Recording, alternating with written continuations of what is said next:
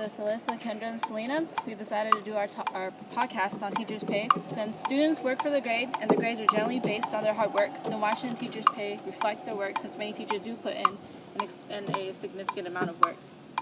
So moving on to our first topic. Okay, so our first topic is teachers' pay. Depending on the teacher's position and what grade level they teach, may influence how much they're paid, especially how much the teachers actually go to school. So depending on if you have like your master's, your bachelor's, or just your basic credentials, can all go into play on how much you get paid.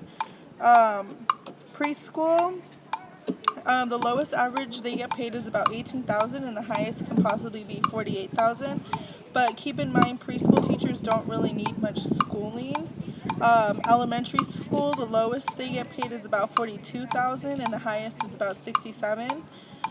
Middle school, the lowest is $36,000, while the highest is $82,000. And in high school, the lowest is $44,000, and it tops off at $69,000. Most of the time, this is a fixed wage, and for a majority of teachers, money is tight and not in abundance. And for a lot of school districts, they don't have enough money to pay that much to the teachers. But with them putting in so much extra hours and so much extra time for their students, their wages tend to not match their efforts, and a lot of times the wages depend on how the students' outcome is compared to how much the teachers actually put. And so now, should I say we're going to interview? Yeah. Okay.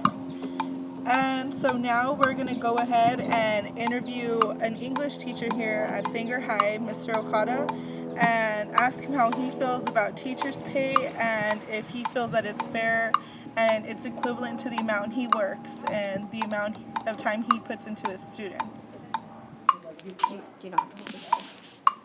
Okay. Since students work for their grades and their grades are generally based on their hard work, then why shouldn't teachers' pay reflect their work, since many teachers do put in a significant amount? What are your feelings on that? I think it's hard to start basing teacher pay on student scores.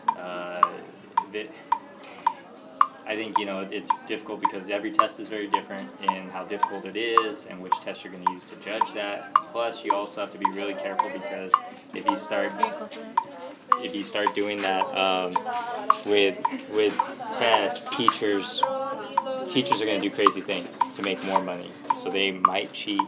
There might be weird things that happen because if you're putting their pay, their livelihood next to test scores, they're going to do whatever they have to do to get high scores. And that defeats the whole purpose. It's not about learning then, it's about tests. Okay. You want to ask that? Nah. No, do you have time? Do Okay, well, do you think compared to other districts, you guys are getting paid a good amount? Apparently not. Recently we've been looking at all the other districts and we're pretty low. We're on the lower end in terms of where starting teachers make their money. Now, our upper end teachers, so if you've taught for 30 years, you'll be pretty high, but you got to make it to like 30 years to get there. So we're pretty low, but our administration makes a lot of money compared to other districts. Just not teachers. Just not teachers. So are you trying to say that they should get paid less?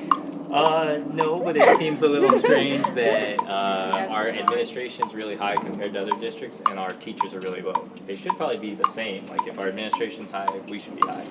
Or if we're low, our administration should be low. It should be the same, but it's not. So do you feel that you get paid fairly for how much work you put in, like with like coaching and stuff like that? Coaching's a whole nother issue, but coaches don't get paid very much. But as a teacher, sure, I'd like to make more, but I mean, honestly, we get more out of it than the money, and so I'm okay. I'd be here doing it no matter what we got paid. As long as I could still survive, I would do this. So I'm not gonna whine about pay. Okay. All right. Well, thank you, Okada. Thank you. You're welcome. Put in more hours in work than they get paid for, and most districts do realize that their teachers are underpaid. However, there are issues measuring teachers' efforts.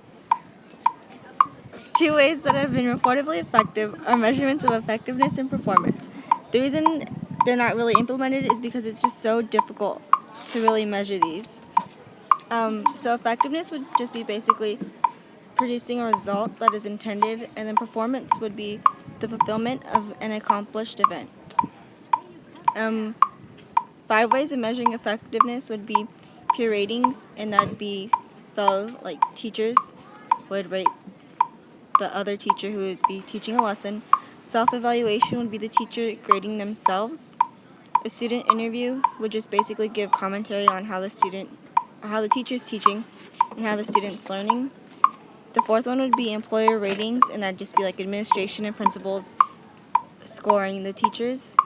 And the last one would just be giving recognition to teachers and making them feel appreciated, to give them an incentive. Measurements of performance would be content expertise, just how well the teacher would know the material. The second one would be an instructional design skill, making lessons entertaining and how well they can keep the students paying attention. The third one is instructional delivery, and that's how teachers apply lessons to real-life experiences.